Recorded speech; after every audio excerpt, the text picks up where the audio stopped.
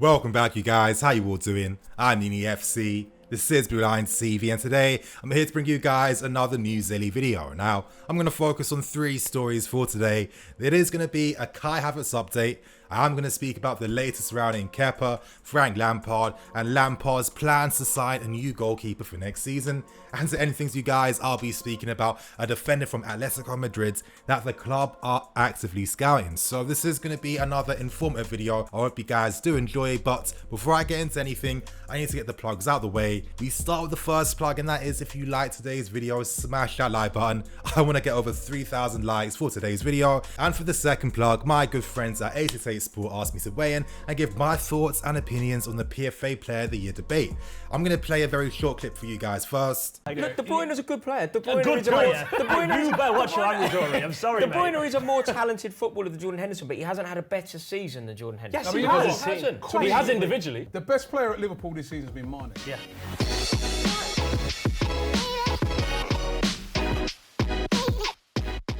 Now, you know, I do like this Tennis Says series. I do find it very entertaining. And even though I've respectfully heard and listened to every individual in that video, you know, I have to agree with guys like Robbie. You know, I'm sorry. Henderson, even though he's been great, and even though he is the captain for Liverpool, he does not deserve to win the Player of the Year award.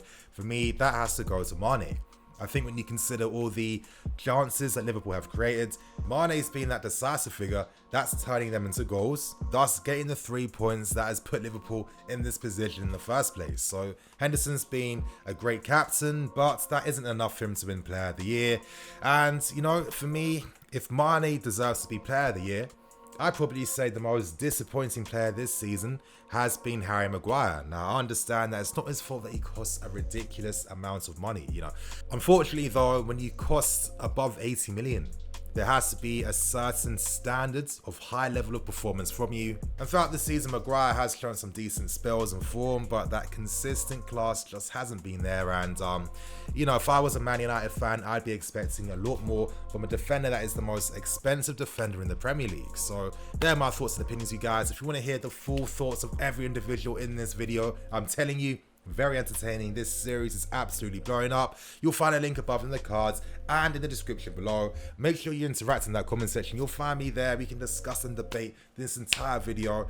And there you guys, they're the plugs out the way. And now we start with the first story, and I want to break down this latest news surrounding Kai Havertz, because this news is pretty interesting. It's pretty different this time, and it's based on his sister Leah Havertz and her revelation surrounding his potential deal to sign for us. Now, I'm going to tell you guys exactly what was said. You know, I found this extract on social media. Is doing the rounds right now. This is some big news that came out earlier today, and basically this conversation started by someone wishing Leah a happy birthday. Now, as the conversation did continue on, the person then asked Leah what is happening, what are the developments surrounding Kai Havertz, and she revealed that next month he plans to be in London. And when she was asked next if that was a sign for us, she revealed it and confirmed yes. So this is Kai Havertz's sister confirming and revealing the deals. Now, this is pretty interesting news, but is this necessarily big news? And the reason why I say this, you guys, is because, listen, there's been so many reports surrounding this deal. I've spoken about this deal so many times. We've actively read and listened to and watched videos, articles, clips, whatever, suggesting that Havertz has agreed personal terms. Now, the minute that happens, that basically tells you everything you need to know, and that tells you that the only thing left right now is for both clubs to come to an agreement on a final fee. So, you know, Havertz's sister revealing that Kai's going to sign for us isn't really new in that sense. I think it's pretty obvious. I guess, yeah, it's nice that a family member is, you know, giving us another confirmation, but it's giving us a confirmation that we already kind of know. Now, if the person asked Leah if Leverkusen and us have come to an agreement, or how soon are they to come to an agreement, then yeah, that would be a pretty big revelation. But to be honest, it's nicely confirmed things, but this isn't really breaking news. You know, by now, I think it's fairly obvious that Kai wants to sign for us. I mean, the player's even admitted it himself, and this has been something that's been publicly announced. It's been something that's been written about by so many prestigious and esteemed journalists that at this point in time, as I'm constantly stressing, Havertz wants to sign for us. He is going to sign for us. And his sister telling us that that's the case, that's not news for me, you guys. It really isn't. But what is interesting, though, is that, of course, Leverkusen are still in the Europa League for this season. And it could seem that Havertz may remain at Leverkusen until their Europa League campaign does end. Now, of course, this could be quite worrying. You know, what if he was to pick up an injury playing in Europe? Could that affect the deal? Could that affect how long it could take him to integrate into the team, work with the tactics, etc, etc. So that's always definitely something to worry about and something to consider.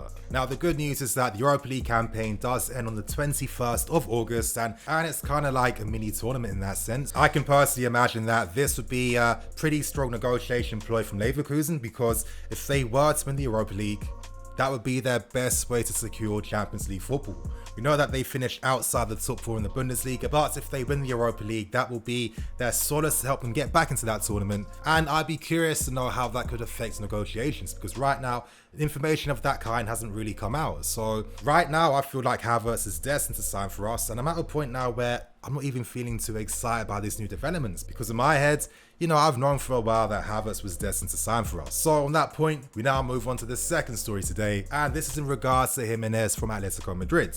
Now, in particular with this news, this was news that I heard about a week ago. Now, I couldn't speak about it at the time. You guys, I know my place, I understand my place. I like to do what I do. I'm not trying to step on no one's toes, but it was great to hear that Matt Law revealed the story. And that's that we have been actively scouting and monitoring Gimenez from Atletico Madrid. Now, Gimenez is a player that I've seen since he first broke into the Atleti team. Now, back when they first won the league under Simeone, I was an avid watcher of Atletico Madrid that season. And, you know, for me, it was the style of football, it was the passion they played with. I felt energized watching them. You know, they were a team that gave every single thing they had. And I've seen a lot of football, and to this day, there aren't many teams I could say that harness that type of spirit. So they were really a team that I really enjoyed to watch. I'll keep it real, after a while, the football was starting to get a bit boring. But it was during those times, the following season, when Gimenez started to get his opportunity at Atleti. And when I first saw this guy play, you know, a teenage defender that was authoritative, that was confident, that was a colossus, that was strong. You know, he played with that real venom too. He played to bully defenders. For me, that was such an impressive thing to see in someone that young. But it seems like those abilities, those attributes that Gimenez does have, are things that Lampard feels our defense is actively missing out on right now. And one of the great things that Gimenez does bring is that physicality. The aerial ability too. He wins everything in the air. He's a very good defender, and I like the type of profile of player that Lampard is thinking about. He could be thinking, right now I have so many ball playing defenders that maybe I need to shake things up and sign a bully in that defense, because this season we've been suffering. We've suffered so much based on weakness from our defenders facing those types of situations. So Gimenez instantly resolves things. However, the main issue is his release clause. It's currently set at 109 million euros, and to give you guys some more context and information, it's not like Gimenez is currently playing first team football at Atletico Madrid. Now, one thing that's been affecting his career over the past few seasons has been injuries, and it's always frustrating when injuries do affect the great young potential players. But at this point in time, the partnership is Philippe and Savic, and so far Gimenez hasn't forced himself back into the team. It's fairly obvious at this point in time though, and as was reported by Matt Law in this very same article, that whoever we sign in defense will act as a replacement for a defender that we sell. So if you guys want my opinions on the defender I think we should cash in on and sell, it would be Antonio Rudiger. And yes, I know that he's played an active role in helping to persuade Havertz and Werner to sign for us, but for me, I feel compared to the young defenders we already have, his experience does not justify his quality at times. Now, I've always thought he's a great squad defender, but he isn't necessarily a first team defender for me, and I would actually cash in on him and look to reinvest that money into a different area. But what I found interesting about this article is that it seems like once we sign Kai, other positions that we do look to target will first need to sell players first to replace them. So it's going to be very interesting, and finally the window is going to start picking up even more pace, because now it's about time that we start to focus on outgoings. Right now we're looking at your Emersons, your Alonsos, your Rudigers, your Barkleys, so many players, you guys. So let's see what happens on this front. We now move on to the third story today, and this is centered around Kepa and Frank Lampard. And what was quite interesting about this story is that it was released by ESPN, and they're suggesting that Lampard has grown sick and tired of Kepa. They provided some context and they revealed that Lampard hasn't really trusted Kepa since the first half of the season, and major areas in Kepa's game that's really started to create that doubt in Lampard's head is Kepa's lack of ability to command his box and his lack of aerial presence. At this point in time, Kepa has the worst goalkeeping record since the Premier League was formed at this club, and it's looking really poor. And as you guys can see on screen beside me, here's like an example of the types of goals that Kepa is conceding. Now, the thing that really stood out for me the most is the areas in which these goals are going in. We're seeing like the top right hand side and the bottom left hand side where teams are starting to find that joy against us. And when you just see the amount of volume of goals scored in these areas, it does tell you that maybe teams understand the weak spots that Kepa isn't great at saving at, and they're taking full advantage of that. So it's quite interesting to see what's going to happen. There were some reports that came out today on social media suggesting that Lampard and Petr Cech have their own personal plans on what to do with Kepa, but I couldn't get those stories confirmed, you guys. And I'm not here to spread fake news and give clout to people that can't verify their sources or anything like that. So right now it keeps painting that picture that Kepa might not be in the picture for too long.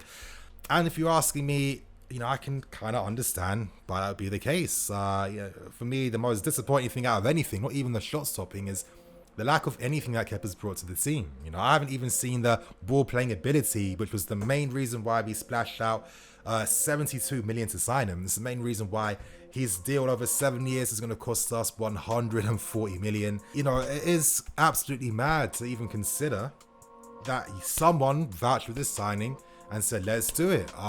Absolutely mad. But to end with the article, you guys, it does say that Lampard was looking for a more experienced option instead of Kepa.